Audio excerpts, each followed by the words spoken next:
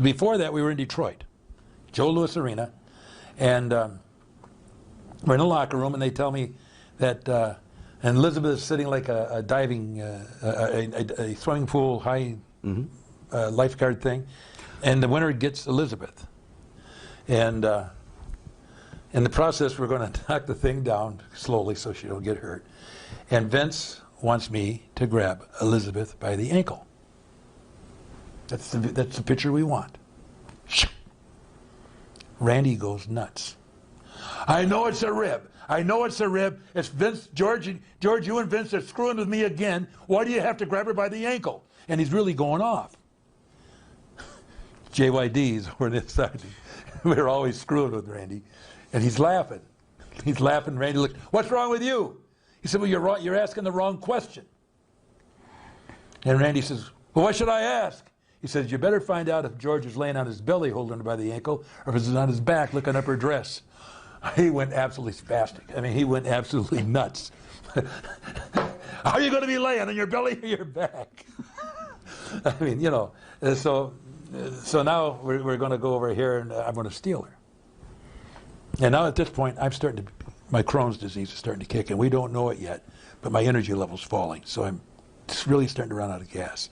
And I got to carry her all that way. It's like, and I was always in pretty good shape. And I thought that I was just getting old. I didn't realize I was bleeding to death inside. I was killing myself running too hard. And not just that night, but on a regular basis. So I'm carrying her out. And guess what Randy said? What are they going to think he's doing to her? I mean, it's pretty deep. He was out of control. He was hostile. But it worked. It did. If you ran into him today, what do you think he'd say about those times? Do you think you'd get an apology? No, I don't even expect apology. I think he's a real professional. I think he worked hard. I think he bought into the thing. I made a lot of money with him. I respect his ethics, his work ethics. We have a totally different view of the business, but that's age. No, I think he was a character in the wrestling business. Do you think, or can you think of any shoe salesman or somebody in that level that could sell tickets? You got to have characters. They got to be off the wall. I mean, Randy Savage is off the wall. That makes him a great worker. You think Adrian Adonis is a? I mean, take him home to your mother. Come on. All of these, Jake the Snake. They're all characters. I'm a character. Jim Myers is not. George Steele is off the wall character. I mean, really, and honestly. And I used to go home, and my wife. Our problem was. My wife was really helpful.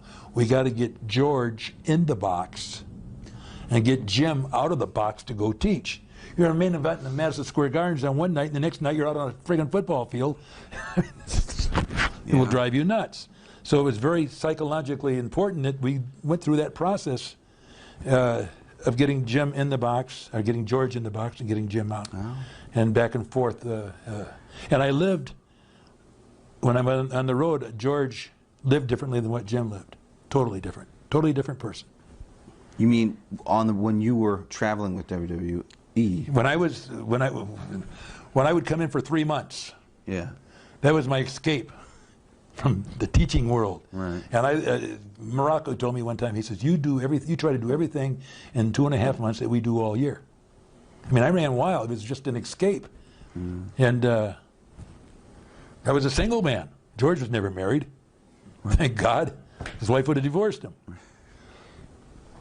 Sounds like your wife deserves the Purple Heart. Oh, I have one of the finest women in the world. Good. 57 years, and she's a saint.